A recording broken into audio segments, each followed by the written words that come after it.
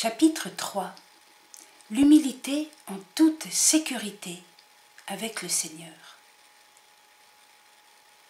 Le 20 septembre 1930, Marthe réfléchit au fait qu'elle ne soit pas religieuse, alors qu'elle en a les dispositions intérieures.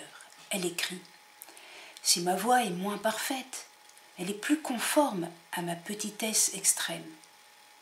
Elle est plus simple, moins élevée, mais elle est aussi plus sûre. » Ainsi donc, Marthe se sent petite et en même temps, elle se sent en sécurité.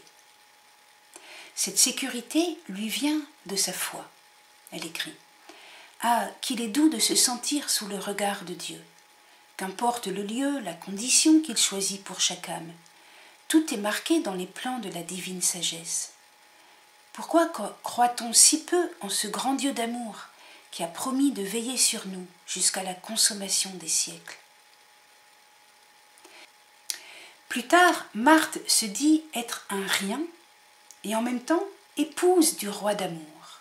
On retrouve en filigrane l'expérience de saint Augustin, mort en l'an 430, qui a compris que l'homme, étant créé à l'image de Dieu, n'a pas son essence en soi, à la différence des animaux, mais que nous devons remonter comme l'huile au-dessus de l'eau, car notre essence est en Dieu. Au Moyen-Âge, sainte Catherine de Sienne a compris à peu près la même chose. Vers ses 18 ans, elle a compris qu'elle n'est rien et que Dieu lui donne son identité et sa stabilité dans le bien. Eh bien, Marthe Robin, elle aussi, elle peut dire sans s'autodétruire, tout au contraire, moins il y a de nous, plus il y a de Dieu. Je lis un passage. En me faisant religieuse, quand même, je ne faisais que suivre l'inspiration de mon âme. C'était en quelque sorte faire un peu ma volonté, réalisant mes plus chers désirs. Et le bon maître ne voulait que l'abandon à ses desseins, que j'ignorais. Moins il y a de nous, plus il y a de Dieu. De là une grande joie. Ô mon âme, bénis le Seigneur, ô oui, bénis le Seigneur, qui n'a pas daigné d'unir à lui la bassesse de sa servante. Marthe trouve sa plénitude dans l'union au Seigneur. Et c'est bien normal, puisqu'étant créé à l'image de Dieu, notre identité profonde est en Dieu.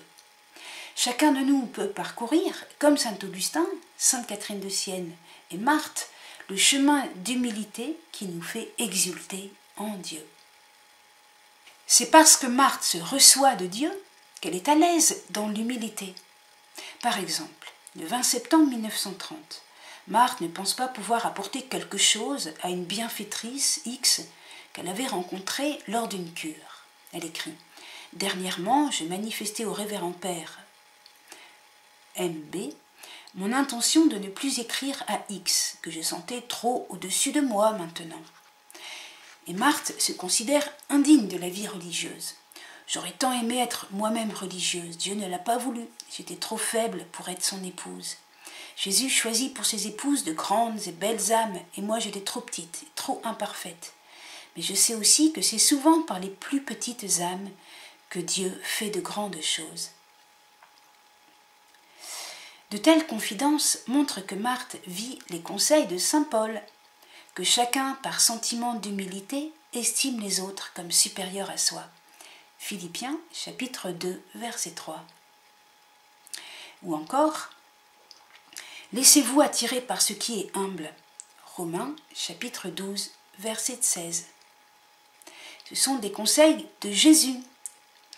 Jésus qui dit « Chargez-vous de mon joug et mettez-vous à mon école, car je suis doux et humble de cœur, et vous trouverez soulagement pour vos âmes. » Matthieu 11, verset 29.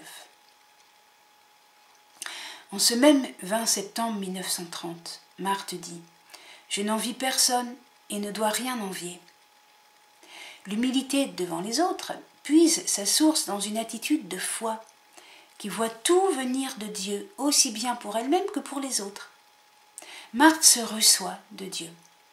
Sa relation à Dieu donne à sa vie une plénitude telle qu'elle n'a rien à envier des autres. Ce savoir élu et aimé de Dieu la rend humble, comme l'indique saint Paul.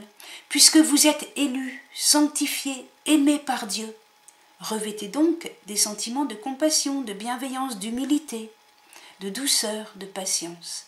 Colossiens chapitre 3, verset 12. Marthe traduit « Vivre obscur et bonne ». Être soutenu par les miséricordes du bien-aimé Jésus et consoler le prochain. Aimer tout le monde. Je lis le passage. Je n'aspire qu'à vivre obscure et bonne, mon adorable Jésus, ô divin modèle de la perfection. Vous qui vivez en moi, vous qui me dirigez, qui m'instruisez, faites que toutes les personnes qui m'approchent me quittent consolées quand elles pleurent, relevées quand elles sont accablées, heureuses pour des jours par le souvenir d'une parole, d'un regard, d'un sourire. Donnez, me donnez en aimant. J'aime tout le monde parce que c'est à Dieu que j'ai demandé de pouvoir, de savoir le faire. Et mieux je les connais, plus je les aime. Je vois dans chaque personne tant de qualités d'âme et de cœur.